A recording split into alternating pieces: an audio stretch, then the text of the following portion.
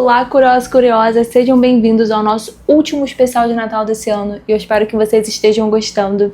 Se você ainda não assistiu, vai aqui no canal para você poder assistir, que eu postei vídeo essa semana todos os dias e hoje é o nosso último vídeo, gente. Mas é isso, vamos para o nosso caso de hoje e, inclusive, eu espero que o Natal de vocês tenha sido ótimo, espero que vocês tenham comido bastante, eu comi muito.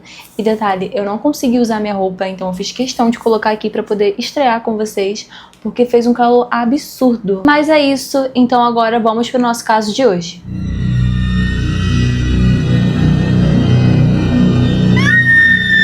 Jonelle Renee Matthews nasceu no dia 9 de fevereiro de 1972 em Santa Bárbara, na Califórnia. Filha de Terry Martinez, uma jovem de 13 anos de idade que algumas semanas depois de dar à luz a ela, a colocou para adoção. Quanto ao pai da Jonelle, não se tem informações públicas sobre quem ele era. Ainda em março de 1972, ela foi adotada por uma mulher chamada Gloria e seu esposo chamado James, mais conhecido como Jim, que estavam em busca de uma criança para adotar.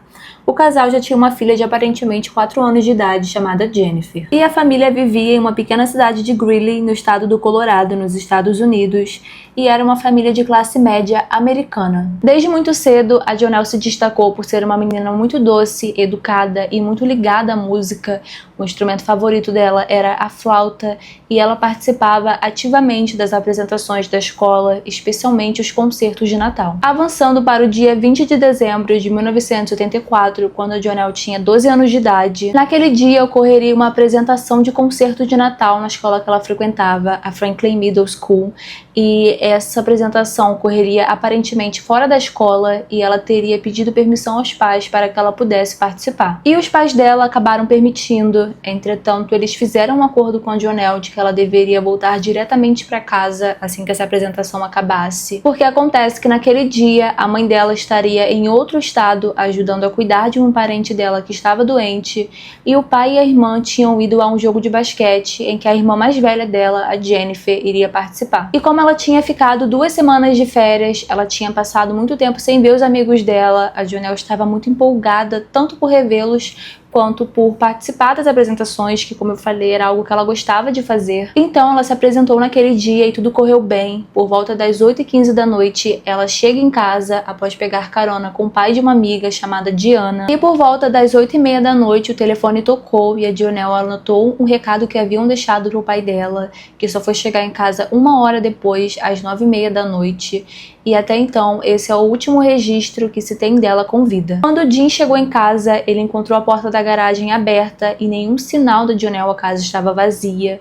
Só que a princípio ele pensou que ela ainda não teria voltado do concerto, porque ela estava com muita saudade dos amigos dela, então ele pensou que ela pudesse ter ficado até um pouco mais tarde. Mas quando ele entrou em casa e foi até a sala de estar, o aquecedor estava ligado, os sapatos da Jonelle estavam alinhados na frente do sofá, no mesmo lugar que ela costumava se sentar, o chale dela estava caído atrás do sofá, então parecia que ela tinha chegado em casa, mas ele por algum motivo não conseguia encontrá-la, o que deixou ele bem preocupado, mas ele esperou que a outra filha dele, a filha mais velha, chegasse em casa, a Jennifer, e perguntou para ela se ela tinha alguma notícia da irmã, se a irmã dela estava voltando para casa. Só que ela diz que não sabia, o que deixa o Jim mais preocupado ainda. Então ele chama a polícia e por volta das 10h15 da noite os policiais já estavam na casa. E eles começaram a fazer buscas pelo local.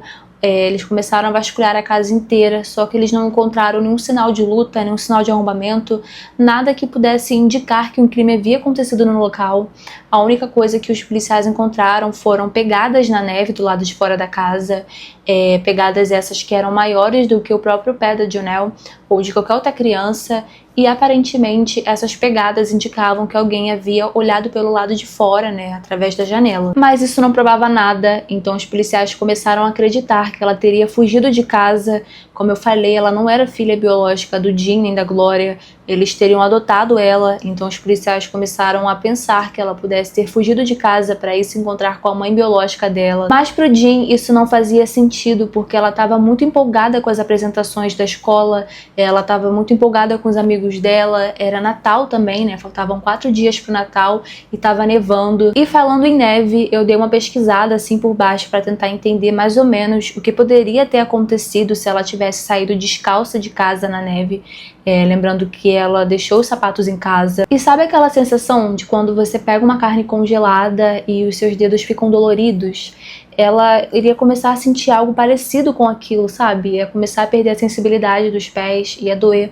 Então ela não iria conseguir ir muito longe. E como eu falei, os policiais haviam vasculhado a área ao redor.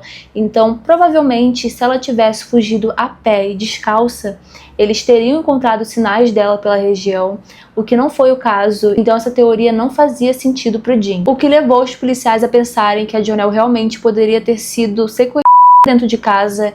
Então eles começaram a interrogar as pessoas que tiveram algum contato com ela, né, incluindo amigos, professores, familiares. Só que eles não conseguiram nada. A mãe biológica dela foi colocada sob vigilância, só que ela ainda não sabia do desaparecimento da Jonelle, porque os policiais, os investigadores, enfim, eles tinham a esperança de que a Jonelle fosse encontrada com ela, mas logo em seguida essa hipótese foi descartada e ela deixou de ser vista como suspeita. Conforme o caso foi ganhando repercussão na mídia, a Terry acabou ficando sabendo do desaparecimento da Jonelle, então ela enviou uma carta para a família para poder tentar se reunir com eles, e ela também durante esse período tinha contratado uma pessoa, um profissional, para ajudar nas buscas, só que esse profissional acabou não obtendo nenhum sucesso, então ninguém estava conseguindo encontrar nenhum vestígio, nada que pudesse indicar o paradeiro da Jonelle. E com o tempo o caso acabou sendo arquivado e uma década depois do desaparecimento da Jonelle, em 1994, ela foi declarada morta. Diante de tudo que tinha ocorrido na região, a família dela acabou se mudando para Costa Rica e a irmã dela, a Jennifer, se casou e foi morar em Washington. E uma curiosidade sobre esse caso é que a Jonelle foi uma das primeiras crianças a aparecer nas caixas de leite nos Estados Unidos, e a ideia era divulgar rapidamente o rosto dela e algumas informações pessoais para ajudar nas buscas por ela. Depois eu pretendo gravar um vídeo explicando melhor o que eram as caixas de leite e as crianças desaparecidas nela, mas em síntese, a ideia era que enquanto os americanos estivessem tomando seu café da manhã, o que fosse, né, abrissem a geladeira, eles se deparassem com o rosto daquelas pessoas, daquelas crianças que desapareceram, e se em algum momento do dia eles se deparassem com ela, eles lembrassem, né, e acionassem a polícia. Mas infelizmente os policiais não conseguiram nada, nenhuma pista que pudesse levar ao paradeiro da Jonelle. E a coisa só foi andar mesmo lá no dia 23 de julho de 2019, mais de 30 anos depois do desaparecimento dela. Quando os cavadores que instalavam um oleoduto que ficava a cerca de 24 quilômetros de distância da antiga casa da família encontraram os restos de uma pessoa. Então a polícia foi chamada imediatamente e após análises forenses ficou claro que se tratava de Jonelle Matthews devido a evidências de DNA e que ela teria sido morta devido a um ferimento de bala na cabeça, o que levou o caso a ser reaberto e os policiais começarem as buscas atrás de um culpado. Além disso, a família pôde enfim dar um enterro decente para Jonelle. Quanto às investigações, o primeiro passo que os policiais deram foi tentar descobrir a quem aquele terreno havia pertencido no passado. E Steven Punkin, um ex-morador de Greeley, foi o primeiro suspeito que a polícia encontrou, e sim, os terrenos haviam pertencido a ele. Naquela época, em 2019, ele estava morando em Twin Falls, em Idaho. Então a polícia foi até lá sob um mandado para poder revistar o apartamento dele, e parece que os policiais encontraram algumas coisas que foram suspeitas, mas nada que pudesse ligar diretamente o Steven ao caso da Jonelle. E detalhe é que o Steven era ligado à política, ele havia concorrido em 2010 como vice-governador de Idaho, e em 2014, 2018, ele havia concorrido a governador, o que chamou muita atenção, né, quando a polícia colocou ele como suspeito. Conforme os policiais investigavam, eles acabaram descobrindo que o Steven e a ex-esposa dele, na época do desaparecimento da Jonelle, moravam bem próximo da casa dela. Eles moravam cerca de 3 quilômetros de distância, o que de carro daria uma diferença de 6 a 10 minutos, então era bem próximo mesmo. E no meio disso tudo começaram a surgir algumas pontas soltas, porque o Steven disse que ele não conhecia a Jonelle e nem a família dela, que ele havia ficado sabendo do que tinha acontecido por meio da mídia. Só que conforme os policiais investigavam, eles acabaram descobrindo que o Steven era pastor na mesma igreja que a Jonelle frequentava com a família dela, e que ele conhecia sim a família, Outra coisa bem estranha que os policiais acabaram descobrindo é que ao longo dos anos ele se auto-inseriu nas investigações, então ele aparecia hora ou outra dizendo que sabia alguma informação sobre o caso, que ele poderia ajudar com alguma coisa, o que foi bem contra aquele discurso no início dele, né, de que ele não sabia quem ela era, que ele não sabia muito bem sobre o caso. E numa tentativa de se justificar, o Steven apresentou um álibi à polícia.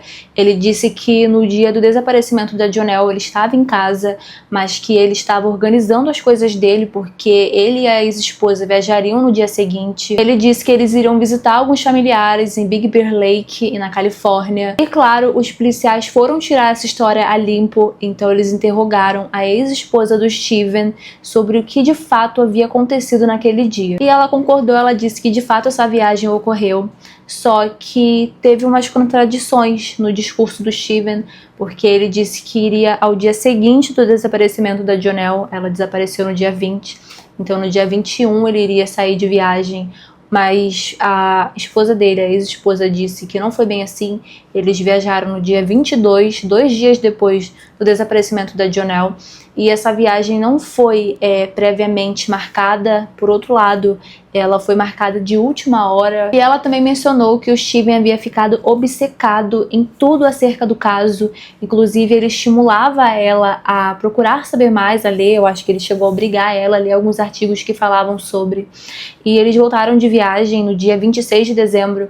E durante a volta ela falou que o tempo todo ele ouvia o rádio atrás de mais atualizações, de mais alguma coisa sobre o caso. Alguns anos depois, o filho do casal foi assassinado e a ex-esposa do Steven lembra de ter ouvido ele dizer a seguinte frase: "Espero que Deus não tenha permitido que isso acontecesse por causa de Jonelle Matthews." O que no momento acabou não fazendo muito sentido para ela, mas para os policiais isso acabou ajudando muito no caso. Também foi descoberto que o Steven financiava um podcast chamado The Thrill and Cud, que cobriu todo o caso da Jonelle. No dia 13 de outubro de 2020, o Steven, que na época tinha 69 anos de idade, foi indiciado pelo crime de sequestro e assassinato em primeiro grau da Jonelle. Ele foi mantido sem direito à fiança na cadeia do condado de Ada, em Boise, e posteriormente extraditado para o Colorado, onde seria formalmente julgado, no mesmo estado em que o crime ocorreu. O Steven enfrentou 2 julgamentos, o primeiro em 2021, quando o júri não conseguiu chegar a um veredito sobre as acusações de assassinato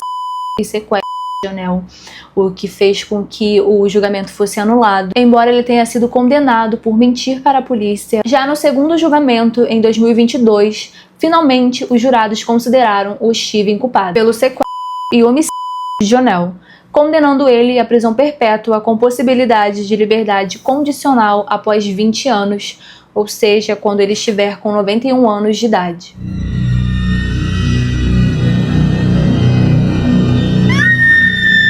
É isso, gente, o caso fica por aqui. Eu espero que você tenha gostado. Esse foi o último especial de Natal desse ano. Eu já tô empolgada pra fazer o próximo ano que vem.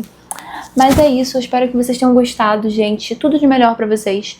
E segunda-feira tem vídeo novo aqui no canal, então se você não tá inscrito, se inscreva no canal, ativa o sininho pra você não perder e deixa pra mim aqui embaixo qual a sua opinião, o que você achou desse caso.